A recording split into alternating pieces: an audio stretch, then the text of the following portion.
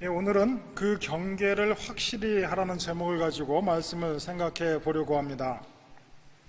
모든 인간에게는 할 수 있지만 결코 해서는 안 되는 일이 있고 어렵지만 반드시 해내야 하는 일도 있습니다.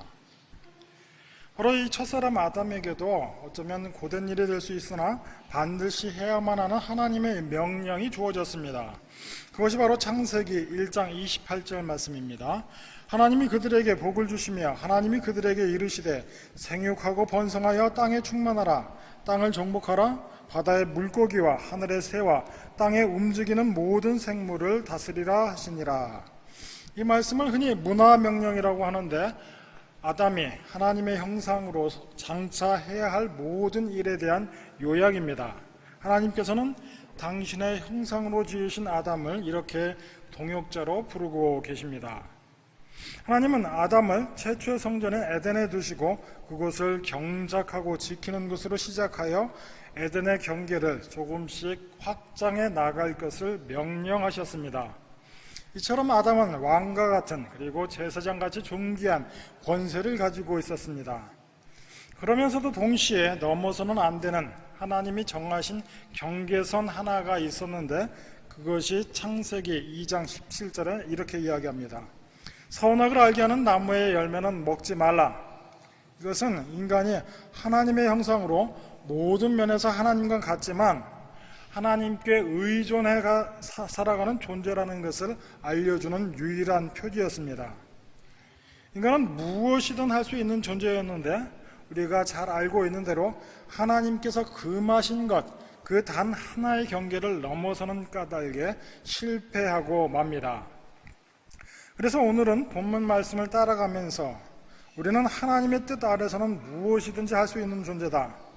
지금 우리 인생에 가로막는 장애물이 있다면 이것은 우리의 한계가 될 수 없다. 동시에 유혹에 넘어가지 않고 단호하게 선을 그어야 한다. 넘어가야 할 경계는 무엇이며 넘지 말아야 할 경계를 무엇인지 확실히 확인하는 법을 알아가는 시간 되었으면 합니다. 오늘 본문 1절 말씀입니다. 그런데 뱀은 여호와의 하나님이 지으신 들짐승 중에 가장 간교하니라. 뱀이 여자에게 물어 이르되 하나님이 참으로 너희에게 동산 모든 나무 열매를 먹지 말라 하시더냐. 궁금합니다. 도대체 뱀의 정체는 무엇이냐? 우리는 전통적으로 사단이라고 생각을 하는데 그러면 사단은 어떻게 생겨난 것이냐라는 질문하게 됩니다.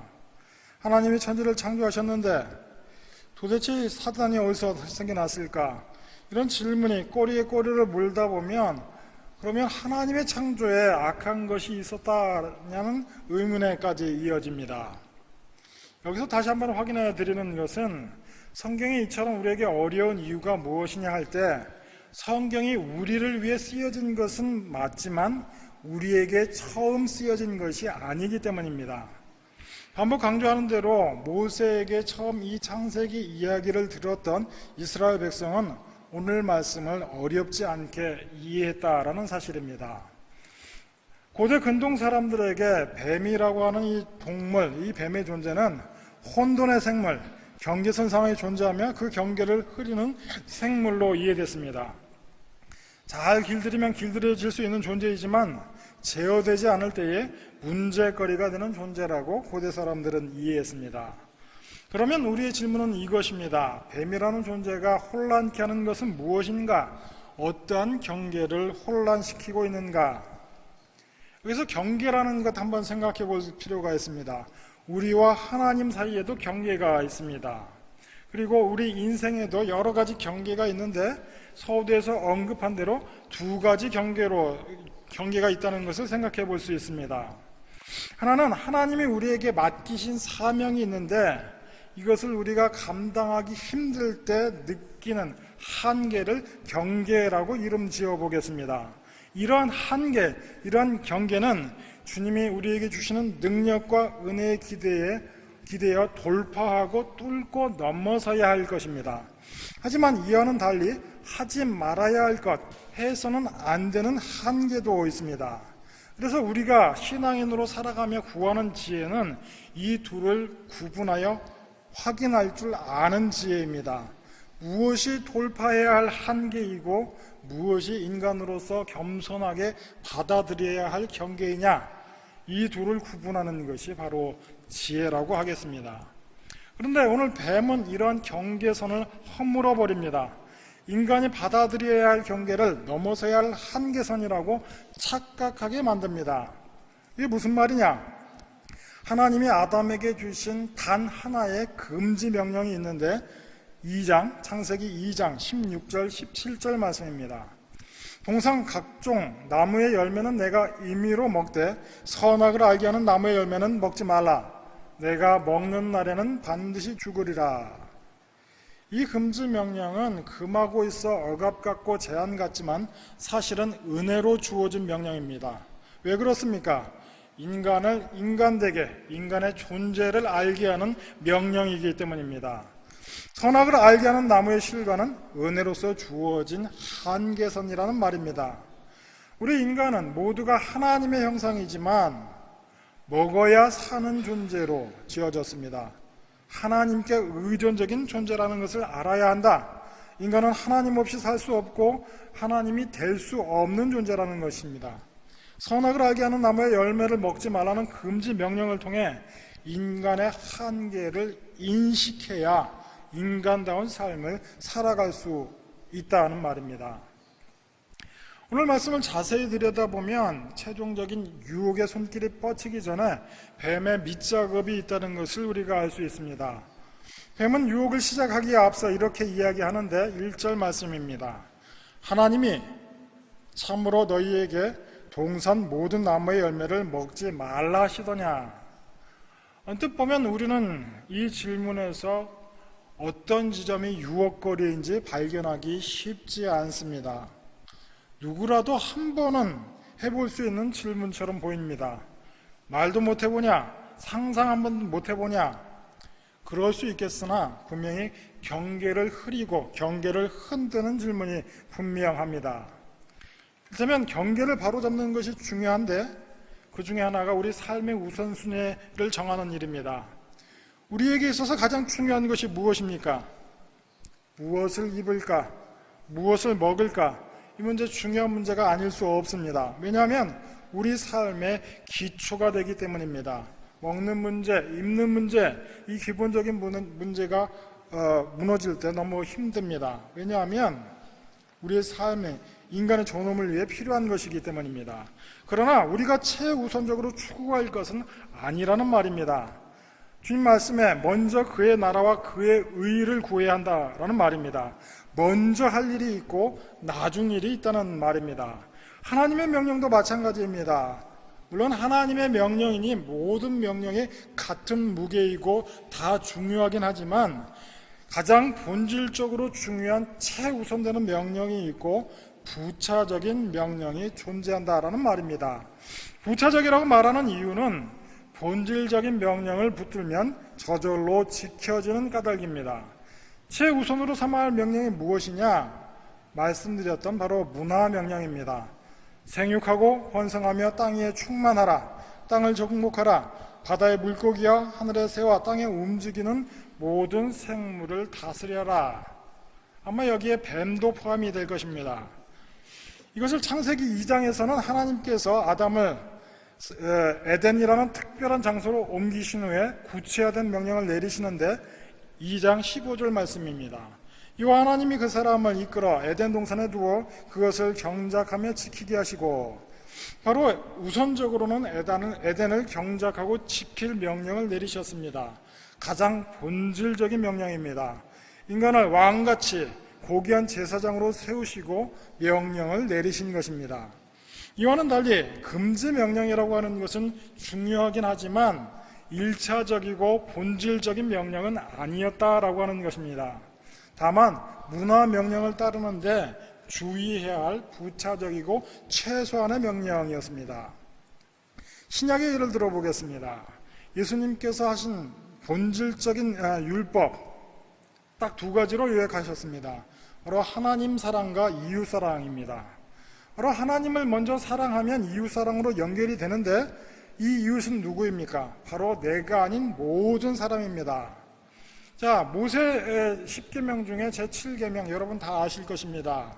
간음하지 말라. 이 계명, 본질적인 계명을 잘 지키고 있으면 신경 쓸 필요도 없다는 말입니다. 무슨 말이냐? 어느 부부라도, 어느 크리스찬 부부라고 할지라도 내가 결혼해서 이 제7계명을 잘 준수해서 모범적인 부부 생활을 하겠다라고 다짐하며 결혼하는 사람은 아무도 없을 것입니다. 둘이 사랑하고 좋아해서 결혼을 하니 부부가 되었고 거기에는 제7계명이 끼어들 여지가 전혀 없습니다. 바로 본질적인 계명 하나를 잘 붙들었기 때문입니다. 혹시 누구라도 간음하지 말라는 계명이 부담으로 느껴진다. 열의 아홉은 이미 이 계명을 어긴 상태일 것입니다. 마찬가지로 첫사람 에덴이 그 풍성함을 온전히 누리고 문화명령에 충성하고 있었을 때에는 이 금지명령은 별 문제가 되지 않았습니다.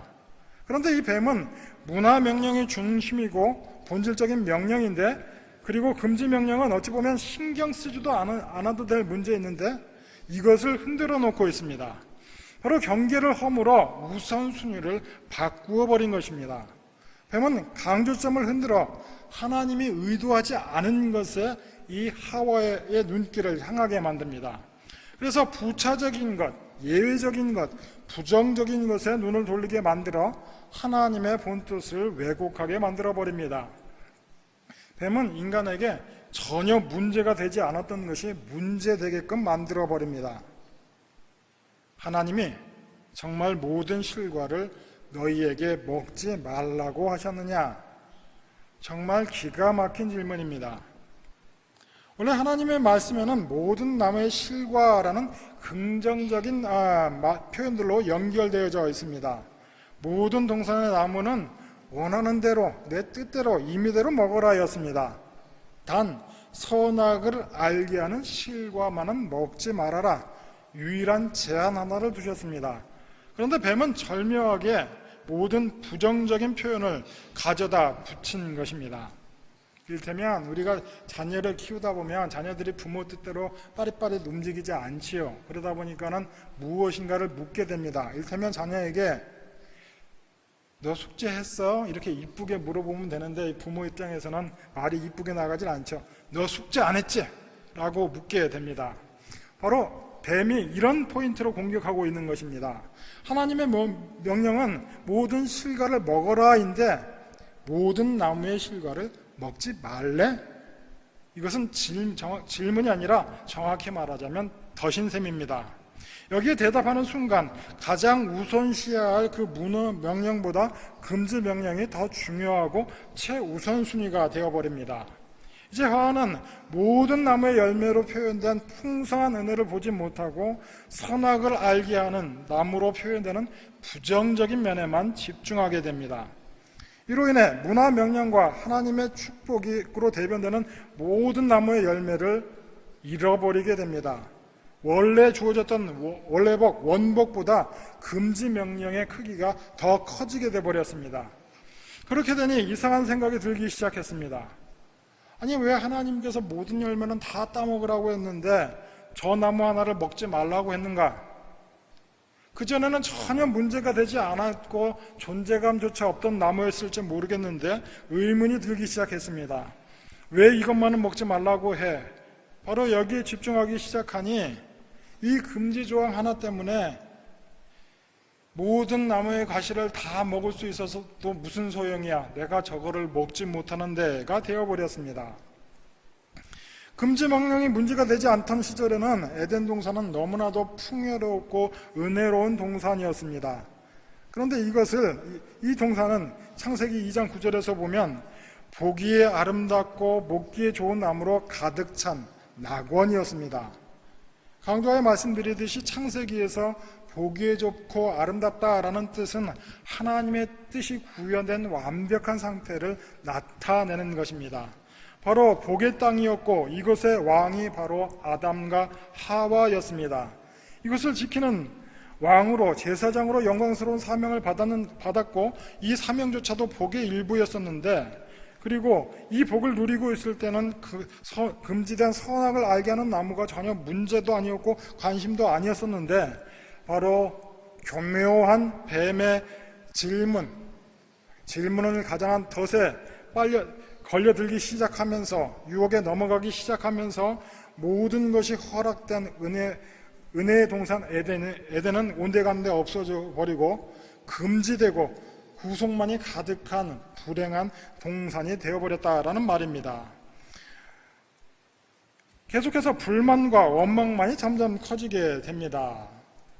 그런데 이 문제는 오늘 본문에 등장하는 하와만의 문제가 아니라 바로 우리의 문제이기도 합니다.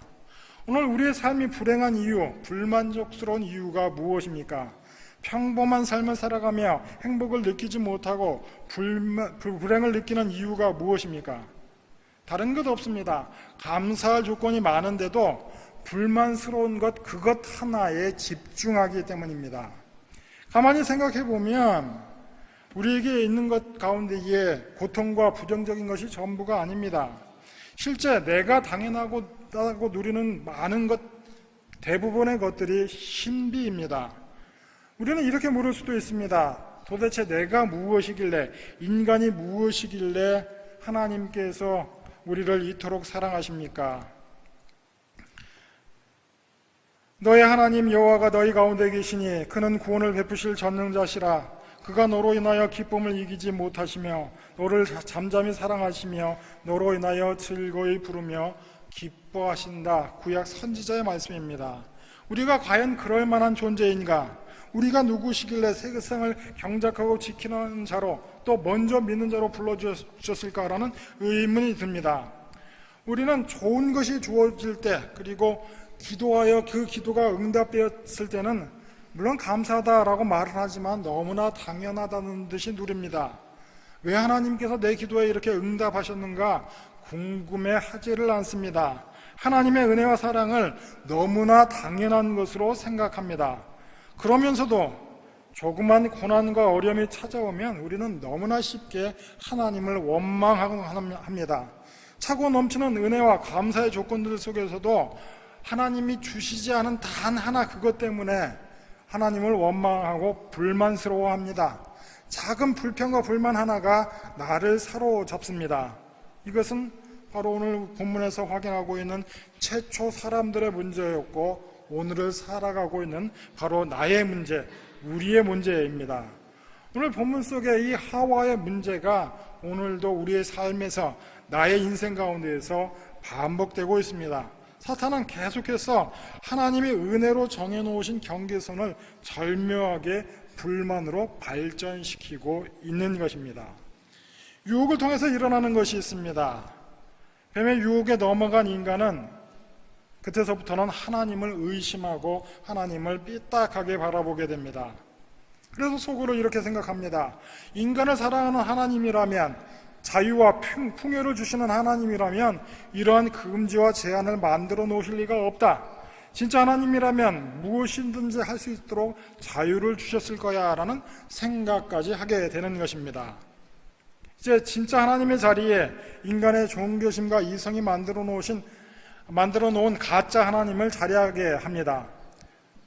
인간의 자유를 억압하는 신이 아니라 자기 욕망에 부합하는 신을 그 자리에 올려놓습니다. 이렇게 뱀은 진짜 하나님을 의심하게 만드는데 성공합니다. 뱀은 인간과 하나님 사이에 신뢰관계를 먼저 깨트려버리고 인간으로 하여금 하나님의 성품을 의심하게 만들어버립니다. 그러므로 인류 최초에 일어난 인간 타락의 핵심에는 불신이 자리하고 있습니다. 인간이 하나님의 존재 내지는 하나님의 성품을 믿지 못하게 되었다. 하나님이 있는가? 하나님이 있다면 이런 것은 말이 안 돼 라는 문제의식을 갖기 시작하는 것입니다. 바로 신뢰관계의 깨어짐이 최초의 죄의 근원이라고 할 수 있습니다. 불신이 생기니까 교만이 생겨버립니다. 불신이 생기자 그런 하나님은 필요 없다라는 생각이 싹이 트고 그런 하나님을 바꿔야겠다라는 생각을 하게 됩니다.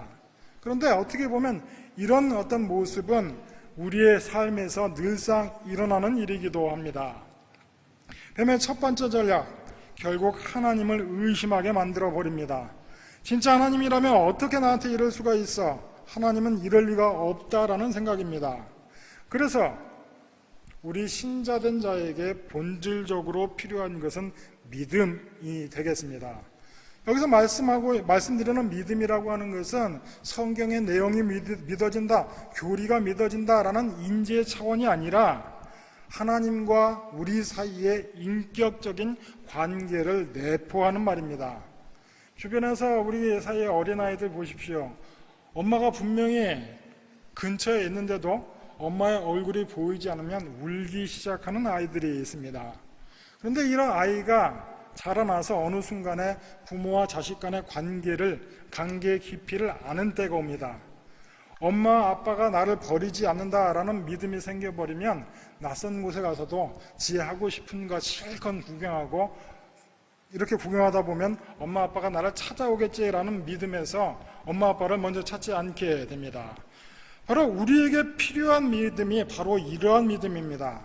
내 삶에서 이해할 수 없는 일이 일어나도 하나님은 선을 이루신다라는 믿음입니다.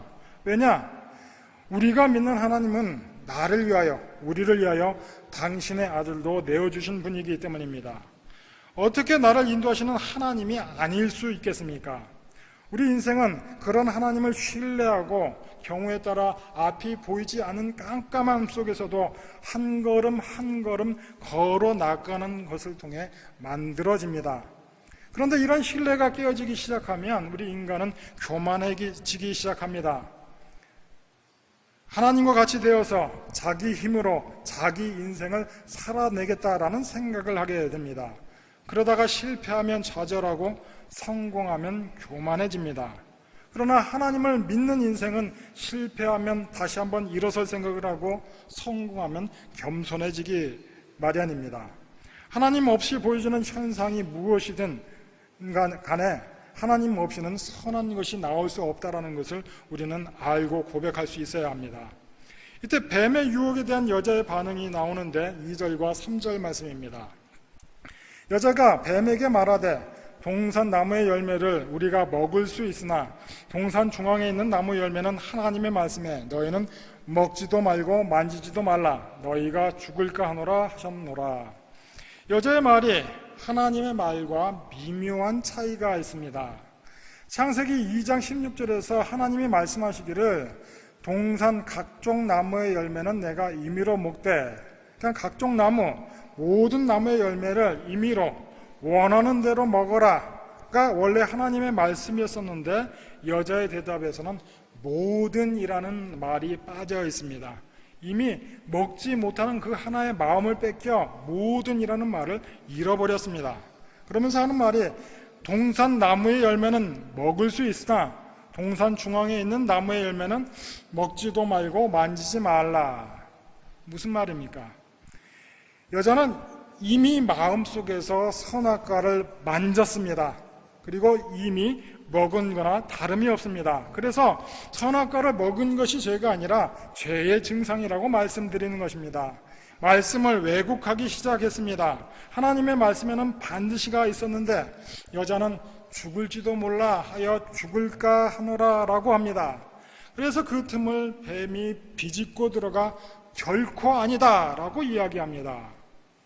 이미 인간은 하나님을 자기 욕망을 실현시켜주는 가짜 하나님으로 바꾸어 버렸기 때문에 하나님의 말씀을 왜곡할 준비가 이미 되어 있었던 것입니다. 하나님의 말씀을 왜곡하는 것이 너무 쉬운 일이 되어버렸습니다. 타락은 바로 이러한 말씀의 왜곡에서 시작됩니다. 우리는 자신을 정당하기 위해 하나님의 말씀을 자기 욕망에 맞게 바꾸는 시도를 늘상 합니다. 하나님의 말씀을 지속적으로 약화시키는 나쁜 습관이 우리에게 있습니다. 그래서 내 마음을 불편하게 하는 말씀은 외면하거나 그 뜻을 에둘러 해석하곤 합니다. 이를테면 자기 십자가를 지고 나를 따르라, 돈을 사랑함이 일만하게 뿌리다, 이런 말씀은 너무 불편해합니다. 그저 하나님은 사랑이시다 내지는 전후 맥락을 생략하고 믿는 자에게는 능치 못할 일이 없다, 내게 능력 주시는 자 안에서 모든 것을 할 수 있다, 이런 종류의 말씀만을 너무 좋아합니다. 하나님의 말씀이 그저 교양 수준의 지식이 되어버렸습니다. 이런 말씀의 왜곡이 죄의 시작이다를 오늘 본문이 이야기하고 있습니다. 오늘 말씀을 살펴보면서 이런 생각도 해보았습니다. 첫사람의 사명이 땅에 움직이던 모든 생물을 다스리는 것이었습니다. 어쩌면 첫사람 아담과 하와가 그들의 책임을 다하지 못해 뱀도 피해자가 된 것은 아닌가, 이런 생각이 들었습니다. 무슨 말이냐? 죄를 다스리지 않으니 이 악이 점점 발전하여 커지더라. 뱀의 죄도 점점 발전하여 커졌다라는 말입니다. 뱀의 편에서 뱀의 편을 들어 이야기를 하자면 뱀의 유혹은 어찌 보면 누구라도 한 번쯤 해볼 수 있는 수준의 의심, 의문 정도였습니다. 그래서 이에 대한 유대인 랍비들이 전하는 재밌는 이야기 하나가 있습니다. 여자가 하나님이 만지지도 먹지도 말라 이야기합니다. 뱀이 말을 할 수 있었던 것 보니 하나님이 말씀하셨을 때에 하나님의 말씀도 들었던 것이 분명한데, 뱀이 생각해보니 자기가 아무리 기억을 떠올려 봐도 하나님이 만지지 말라라는 말은 한 적이 없으니 뱀이 기어 올라가서 선악과를 만지고 이렇게 이야기했답니다. 봐, 내가 만졌는데도 아무 일이 없잖아. 그리고 나서 이어지는 말씀이 4절 5절 말씀입니다. 뱀이 여자에게 이르되 너희가 결코 죽지 아니하리라. 너희가 그것을 먹는 날에는 너희의 눈이 밝아져 하나님과 같이 되어 선악을 알 줄을 하나님이 아심이라. 처음에는 뱀도 하나님의 뜻을 왜곡하는 정도였었는데 이제 스스로 하나님을 거절하기 시작했고 아담과 하와가 스스로 하나님의 자리에 올라가게끔 만들어 버렸습니다. 스스로 삶의 주인이 되려는 시도를 하게 되었습니다. 은혜로 주어진 경계를 돌파하고 넘어서야 할 한계선으로 착각하고 오해하여 죄를 짓게 된 것입니다. 말씀을 왜곡하는 수준을 넘어 행동으로 범죄하는 자리에 이르게 되었습니다. 그러니 오늘을 살아가는 우리 그리스도인들은 유혹의 본질을 바라보고 이겨낼 수 있어야 합니다. 바로 이러한 능력을 주시기 위해 주님께서 이 땅에 오셨던 것입니다. 우리가 창세기 3장을 읽어 내려가며 인간은 타락해서 원죄 때문에 인간의 힘으로는 안 돼, 예수님이 오셔야 돼 차원에서 오늘 창세기 3장을 읽는다면 창세기의 반만 이해하는 셈입니다. 바꾸어 말하자면 오해하는 것입니다. 첫사람 아담의 실패처럼 부수적인 금지 조항 하나에 주목하는 것과 마찬가지입니다. 창세기의 가장 핵심적인 메시지, 창세기가 전하는 가장 중요한 메시지는 하나님이 천지를 당신 보기에 좋게 지으셨다, 선하게 지으셨다, 완벽하게 지으셨다, 그 안에 인간을 복된 존재로 지으셨다. 바로 이 사실입니다. 우리는 원죄만을 익숙하게 생각하지만 하나님께서 원래 지으신 천지, 하나님께서 처음 만드셨던 사람, 원래복, 원복도 있다라고 하는 것입니다. 바로 인간이 감당할 수 없을 만큼 큰 복을 주셨습니다. 그리고 왕같은 제사장으로 살아라. 이것이 바로 하나님이 창조 때에 계획하셨던 원래복, 원복, 우리 인간이 받아 누리던 원복이었습니다.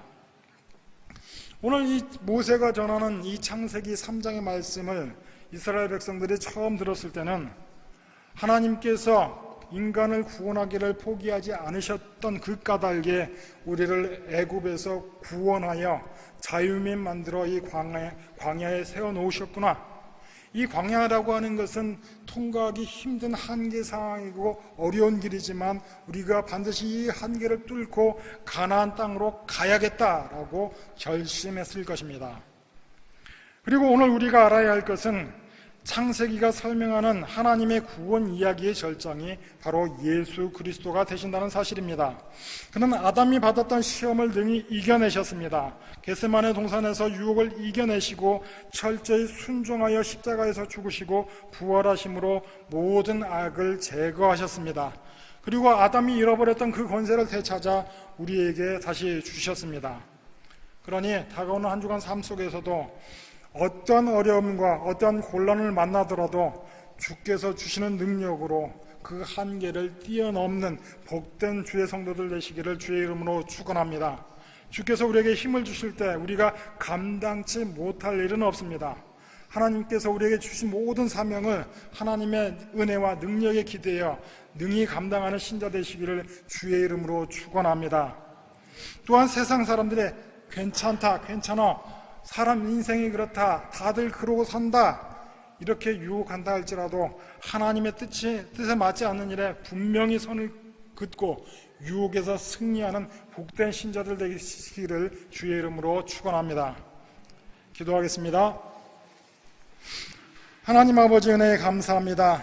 우리가 세상을 살아나갈 때에 어떠한 어려움이 있다 할지라도 주께서 주시는 능력으로 모든 어려움과 난간을 뚫고 나가게 하여 주옵시되 주의 뜻을 따라 옳고 그름을 분별하여 세상의 빛과 소금으로 살아가는 신자들 되게 하여 주옵소서. 예수님의 이름으로 기도합니다. 아멘.